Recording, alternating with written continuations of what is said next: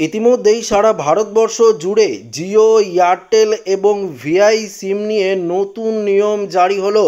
তো বন্ধুরা, যদি আপনারা এই সিমগুলো ব্যবহার করেন তাহলে অবশ্যই আপনাদের এই নিয়মটি জানতে হবে, না হলে আপনার সিম কার্ড যখন তখন বন্ধ হয়ে যেতে পারে এবং আপনারা হঠাৎ করেই একটি বড়সড় সমস্যায় পড়তে পারেন।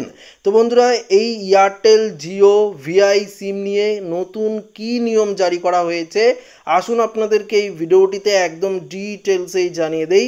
তো অবশ্যই ভিডিওটিতে আপনারা প্রত্যেকেই প্রথম থেকেই শেষ পর্যন্ত সঙ্গে থাকবেন। সময় মতো ব্যবস্থা না নিলে আপনার সঙ্গেও হতে পারে এই সমস্যা। দীর্ঘদিন রিচার্জ, দেখতে পাচ্ছেন মোবাইল রিচার্জ প্ল্যান না করলে বন্ধ হয়ে যেতে পারে আপনার সিম কার্ড। এই নিয়ে রয়েছে নির্দিষ্ট নিয়ম।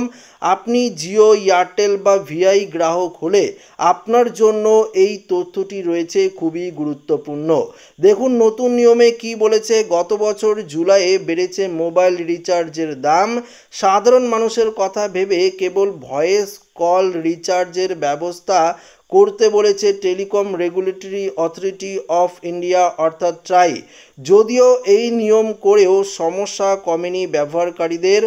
একটার পরিবর্তে এখন দুটো সিম রাখছেন অনেকেই। মূলত রিচার্জের দাম তারতম্য ও ভালো নেটওয়ার্ক পাওয়ার আশায় এই কাজ করছেন গ্রাহকরা।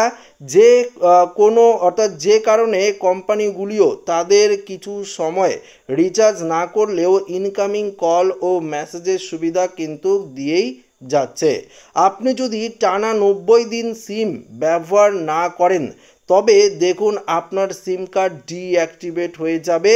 জিও, এয়ারটেল, ভিআই সব বড় টেলিকম কোম্পানি গ্রাহকদের জন্যই এই নিয়ম কিন্তু প্রযোজ্য।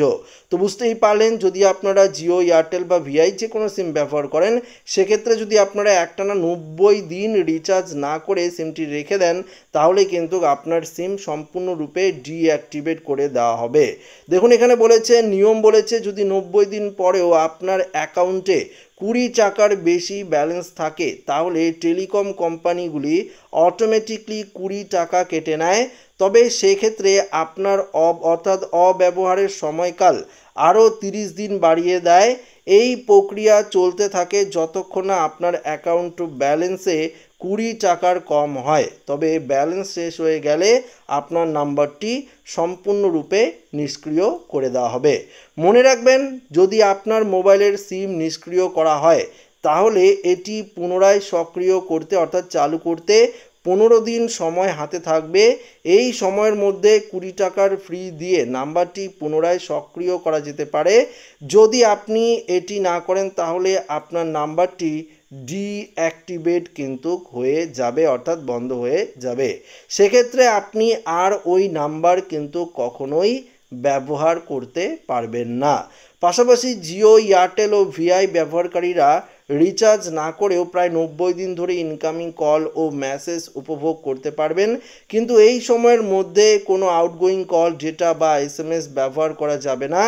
আপনি যদি আপনার সেকেন্ডারি সিম দীর্ঘ সময়ের জন্য সক্রিয় রাখতে চান তাহলে সময়ে সময়ে এটি ব্যবহার করা বা ন্যূনতম ব্যালেন্স বজায় রাখা কিন্তু প্রয়োজন।